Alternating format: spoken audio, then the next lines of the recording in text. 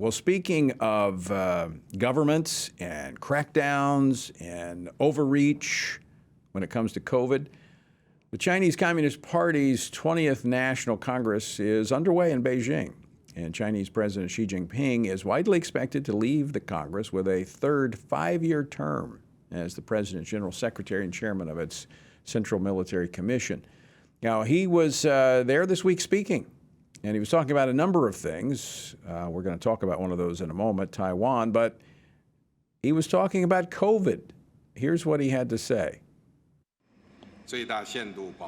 We have protected the people's health and safety to the greatest extent possible and made tremendous encouraging achievements in both epidemic response and economic and social development.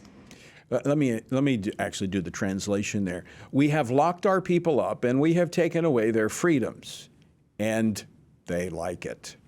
Joining me now to talk about this and more, a little sarcasm there, General, is Lieutenant General Jerry Boykin, Executive Vice President here at the Family Research Council, a founding member of the Army's Elite Delta Force, former Deputy Undersecretary of Defense for Intelligence at the Pentagon. General, welcome back. Thank you very much. Glad to be with you.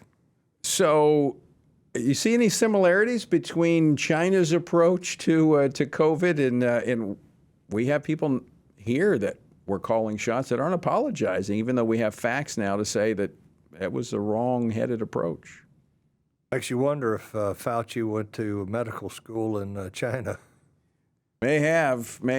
I want to move on to, I'm picking and having fun with this. It's a serious issue, but I do hope that the American people are not going to be so quick to fall in line next time with these government bureaucrats that are telling us what to do with no evidence to suggest they know what they're talking about. Well, I think you have been fairly consistent, though, all the way through this thing in saying that this is about control. Yeah. Not about a pandemic. It's about control. I want to talk about something else that Xi Jinping was discussing this weekend, and that has to do with Taiwan. Play clip number 14, please. We have resolutely fought against separatism and counter-interference, demonstrating our resolve and ability to safeguard China's sovereignty and territorial integrity and to oppose Taiwan independence. Now, according to reports, that got the biggest applause there in the Congress, which had about, I think, 2,300, 2,500 communists there listening to his speech, and I'm sure they were told when to applaud. So, pretty strong language as it pertains to Taiwan. Shouldn't be any surprise, though. I think this has been coming. First of all, you need to, the whole world needs to not underestimate this guy, because this is probably the most powerful man on the planet right now.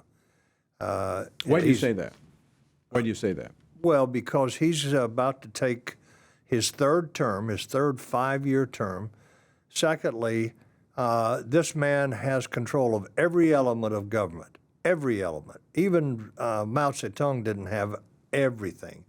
This guy has everything. He's got the economy, he's got the military, he's got the public policy. So he is the most powerful man. How significant is their military? Well, he actually said, you didn't play it here, but he's actually said that they were going to build the world's largest, finest military. Now, their Navy is already bigger than ours. It is very clear, based on war games that we've done in the Pacific, that it is doubtful as to whether we could defeat them in a war in the Pacific. Let me ask you a question about that, because I think everybody's bought something made in China. I try not to anymore, but it's cheap. Yeah. All right. It's a lot of it, and I think some of the quality's improved. But I mean, if you buy something from China, you got a 50-50 chance it's going to break. The quality of their military equipment better than the products they sell abroad? Well, I've been out for 15 years, so I can't give you a definitive answer to that. But I can tell you that what we saw of them while I was still on active duty, it was an inferior product. It was really no different than the kinds of consumer goods that we bought from China that were it was only a matter of time until they were going to break or they weren't going to be very well designed. But where they get a lot of stuff, though, is reverse engineering.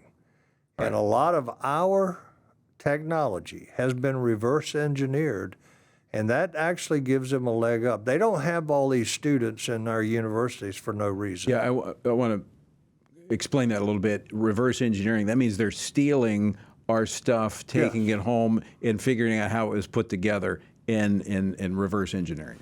That's right. I don't know if you remember, but a few years ago, a P-3 Orion went down and was forced down in China, and they hung on to it for quite some time. Well, what were they doing?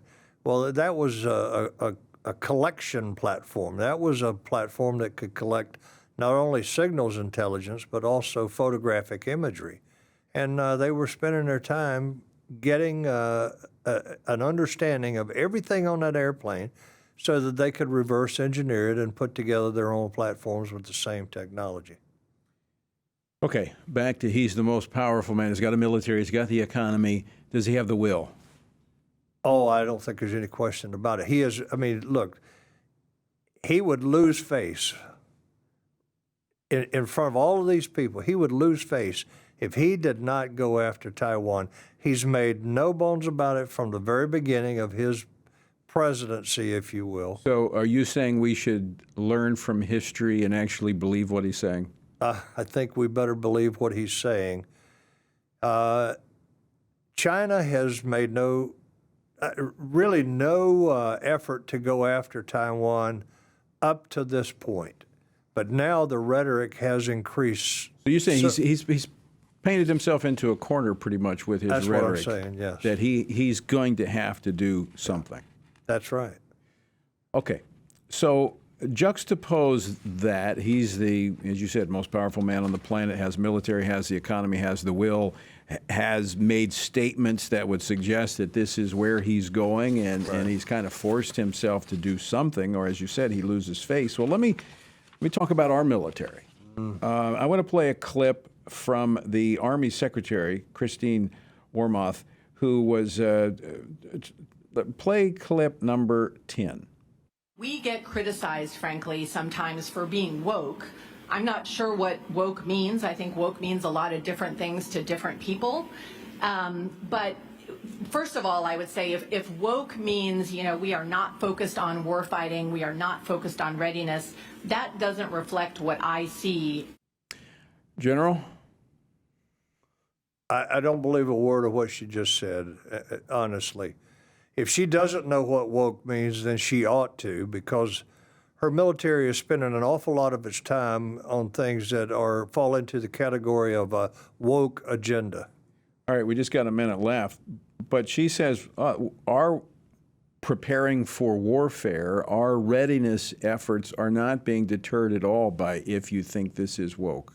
How do you respond to that? All you have to do is ask a soldier, sailor, airman, Marine, ask a National Guardsman. They will tell you what they're spending their time doing, and they're spending an inordinate amount of time on this woke agenda, and it is taking away from time that they ought to be preparing for war. I mean, we've seen this with the Navy putting out a video on pronoun usage. We're talking about diversity, equality, all things that have their place. Mm-hmm. But focusing on using the right pronoun for someone who doesn't know what gender they are, that is what our military is spending time and money on? And look, that's one of the reasons that China has no respect for us, right. that the Russians have no respect for us, is because of this kind of nonsense. Well, and I would add respect, including no fear. No fear at all. Because, we might be prepared when we confront them on the battlefield to use the right pronoun. Yeah, and they see the numbers. They see that we're not able to meet our requirements in terms of recruiting and retention. General, we got to leave it there. We're out of time. Yep.